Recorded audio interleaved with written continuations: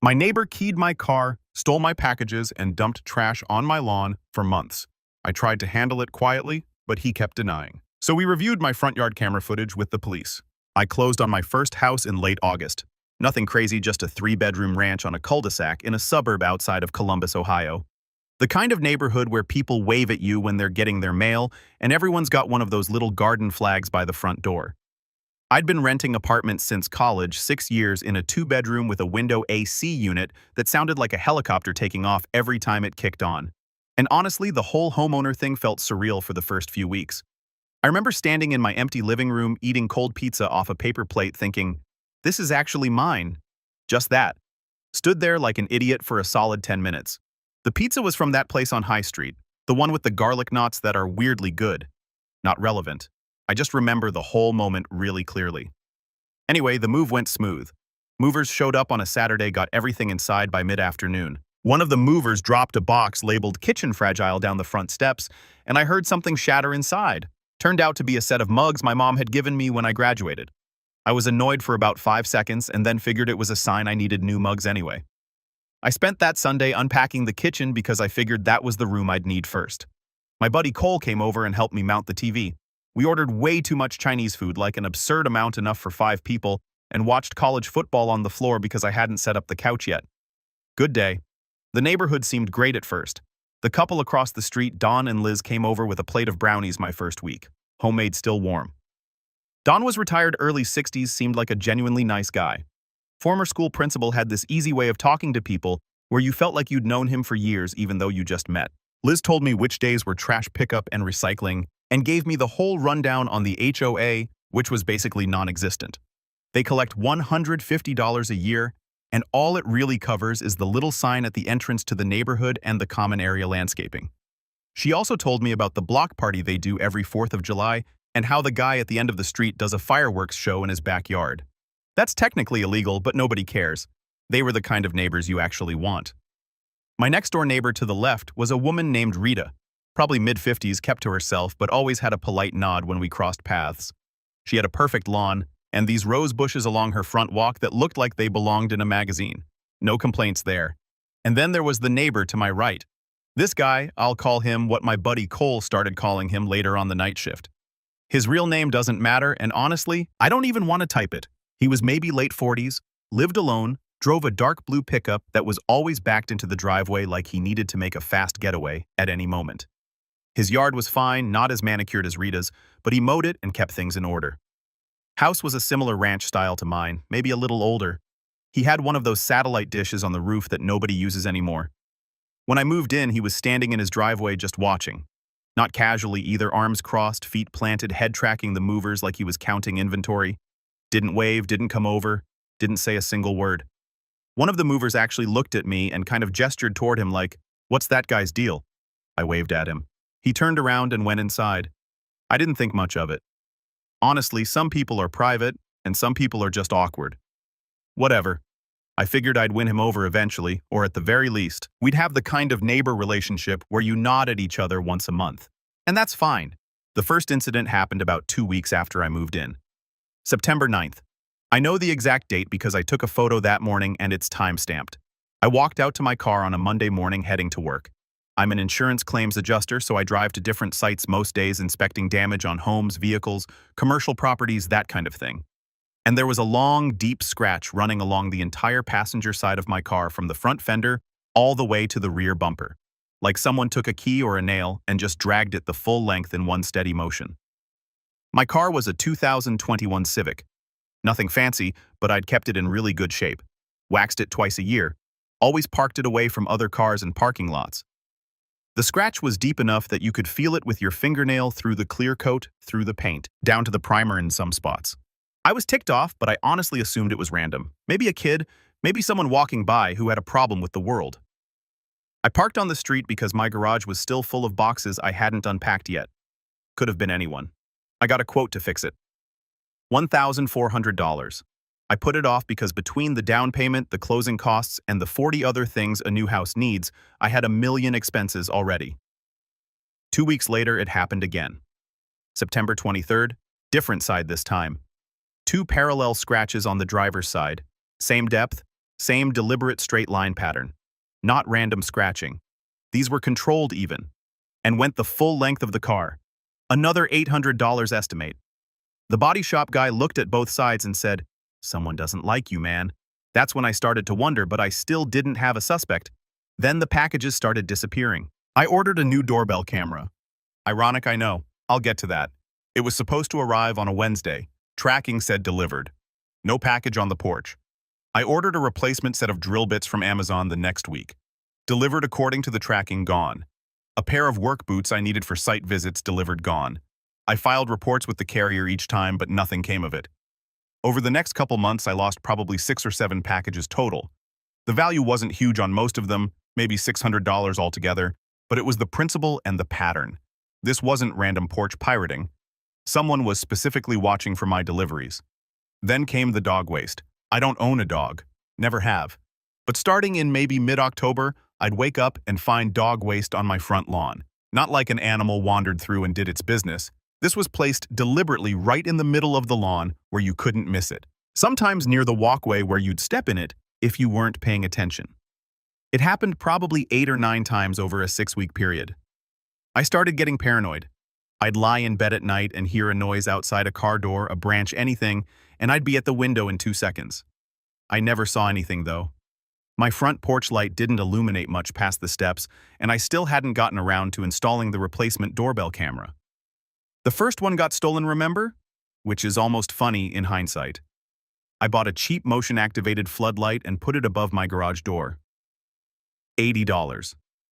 It helped a little, but whoever was doing this seemed to know exactly where the light reached, and they stayed just outside of it.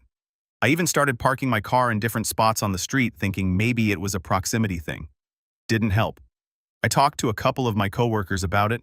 One of them, a guy named Bryce, who handles auto claims, said I should set up a trail cam like you'd use for deer hunting. I looked into it, but the cheap ones have terrible night vision, and the good ones were like $300 that I didn't want to spend on top of everything else. I mean, I was already hemorrhaging money from the scratches and the stolen packages. By December, I was genuinely stressed. The car had been scratched 4 times total at that point. 2 on the passenger side, 2 on the driver's side. All the same pattern. Long, deliberate, consistent depth.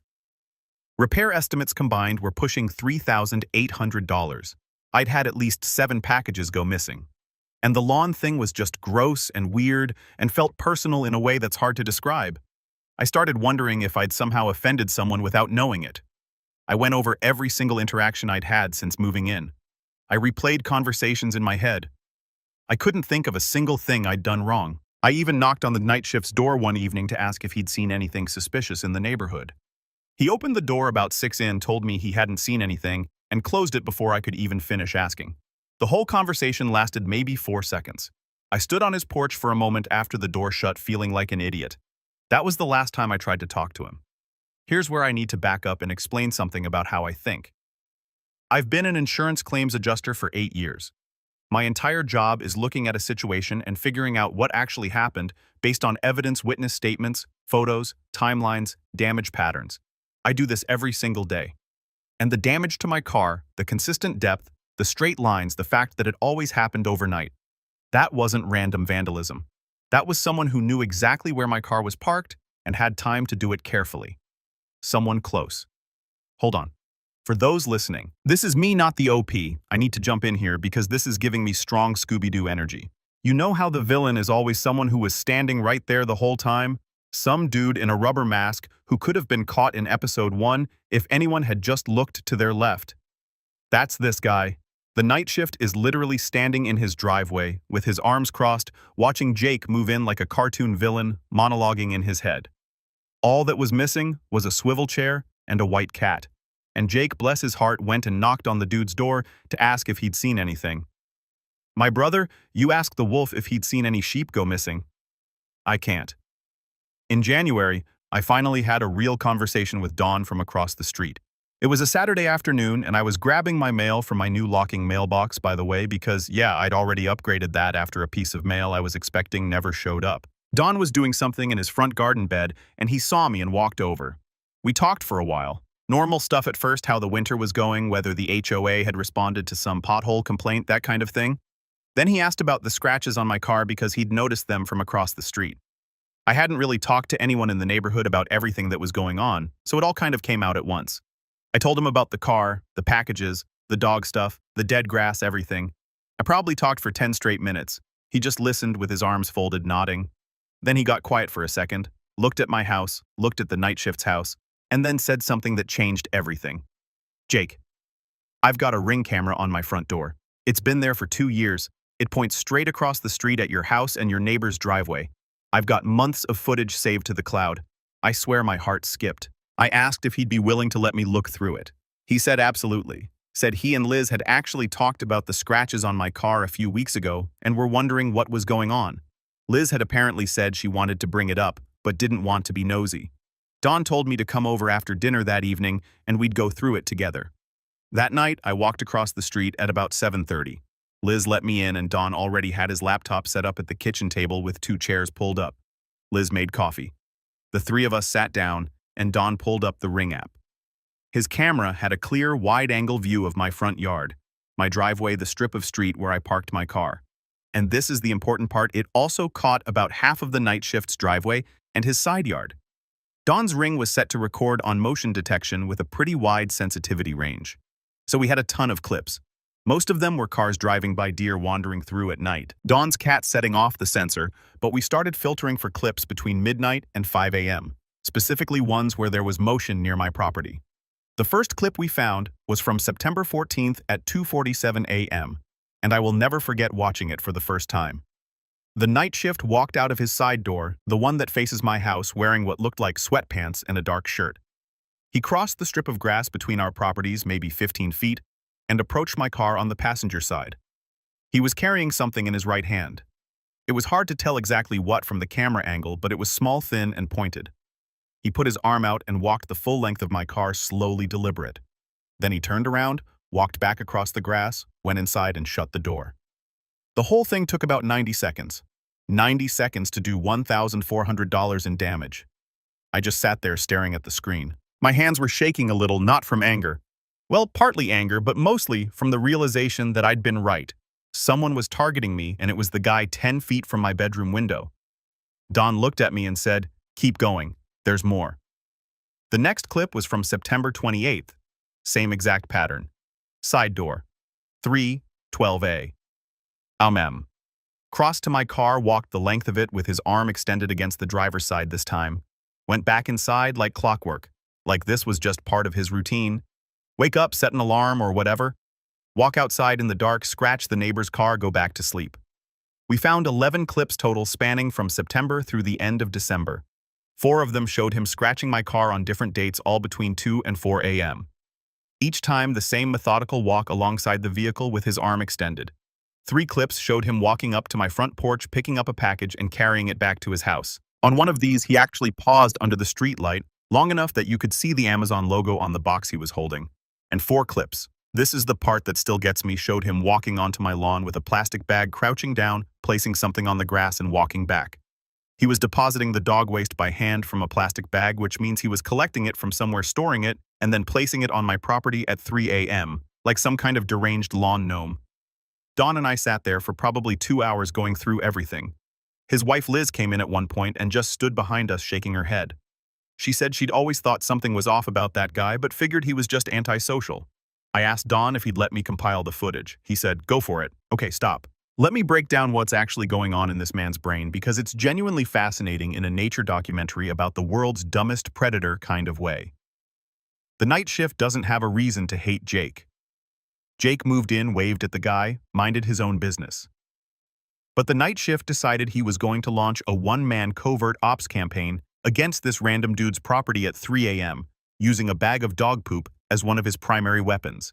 This isn't a grudge, this is a full-time hobby.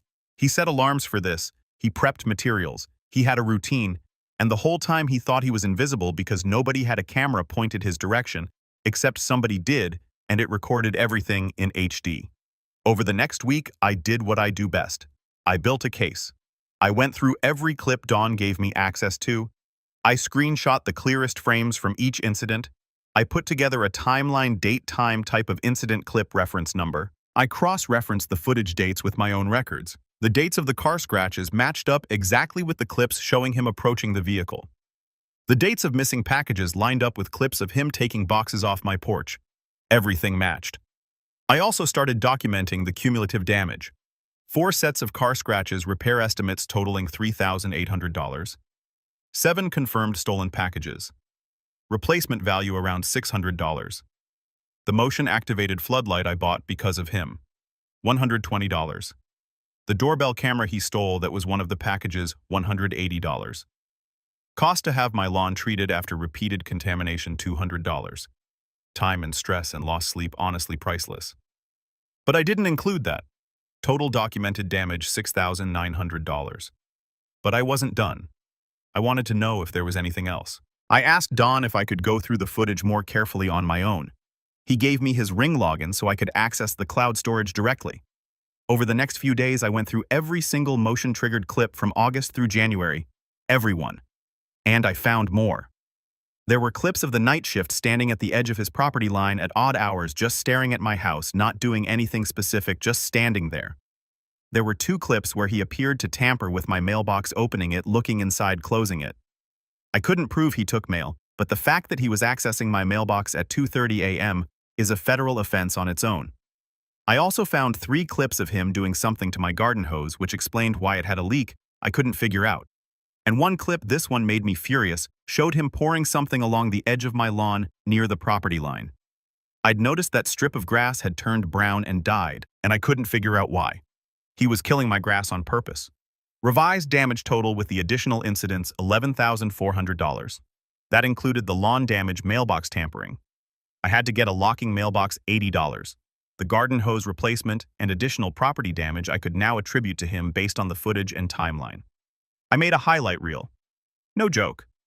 I compiled the clearest, most damning clips into one video organized chronologically with dates and timestamps visible.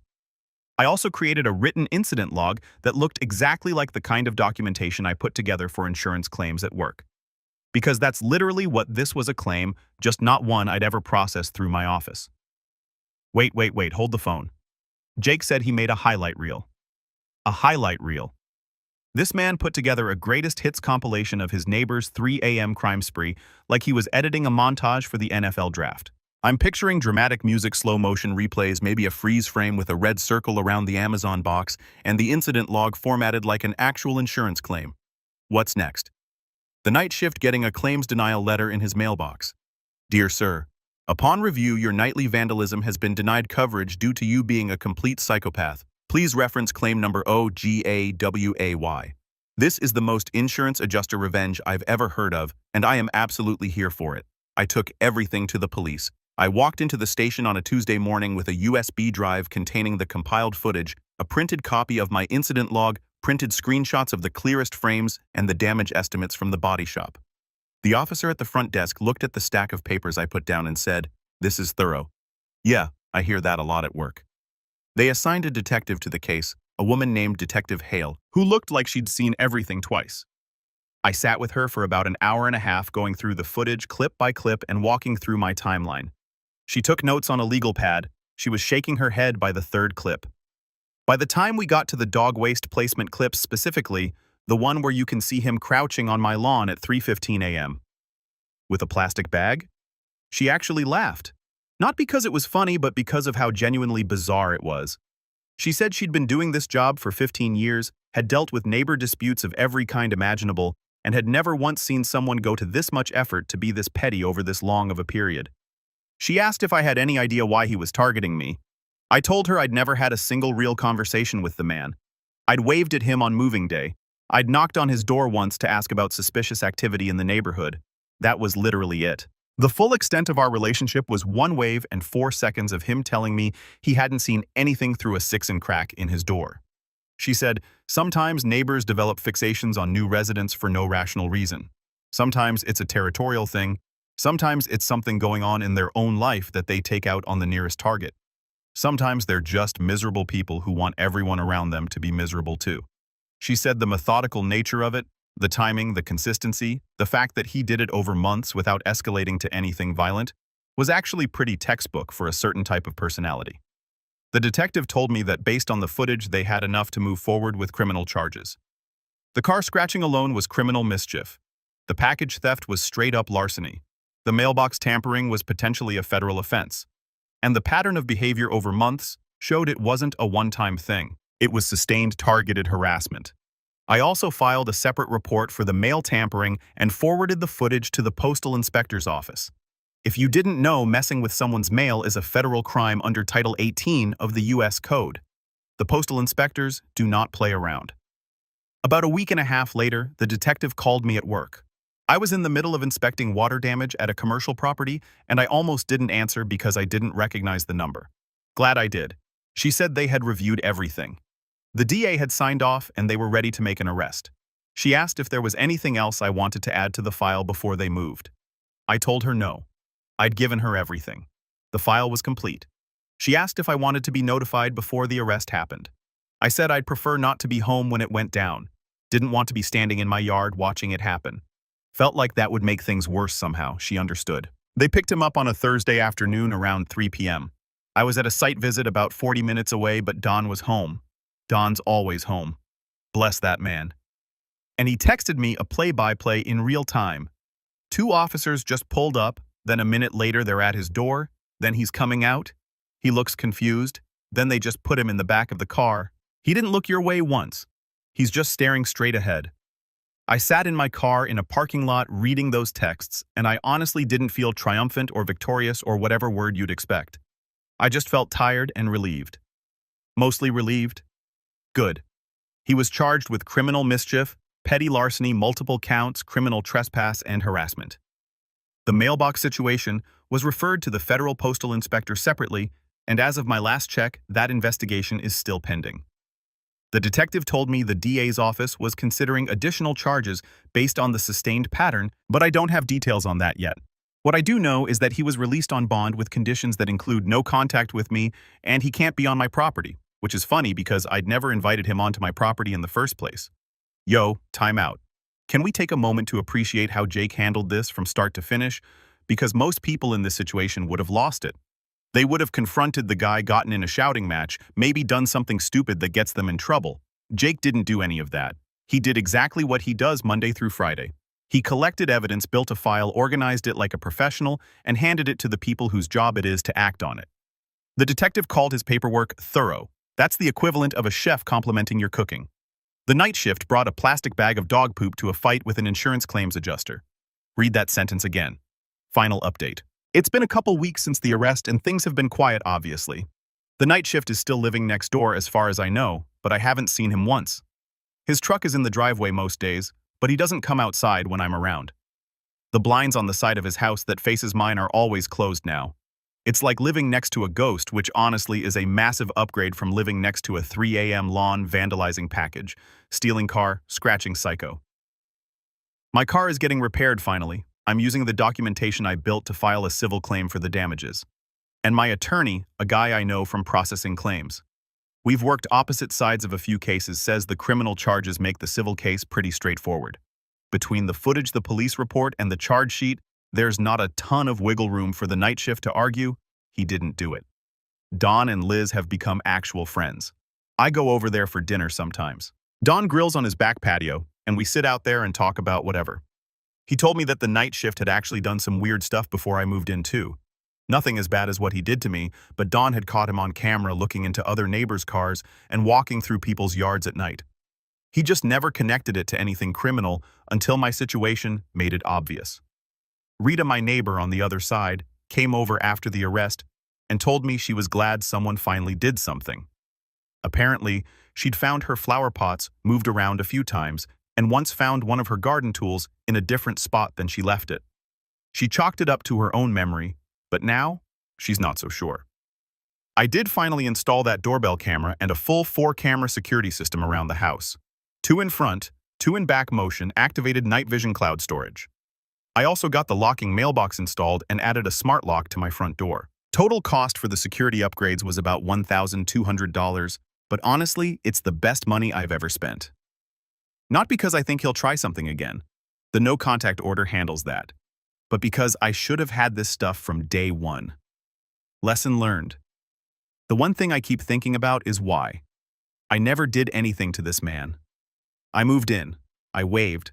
I went about my life. and he decided to make me his target. The detective said it might have been something as simple as him not wanting a new neighbor. The previous owner was an elderly woman who lived alone and kept to herself. Maybe he liked having that quiet buffer and my presence disrupted it. Maybe it's something else entirely. I'll probably never know. My buddy Cole saw the highlight reel and said it should be on Netflix. I told him it's a 20-minute video of a middle-aged man in pajamas sneaking across a lawn with a bag of dog waste. He said that's exactly why it should be on Netflix.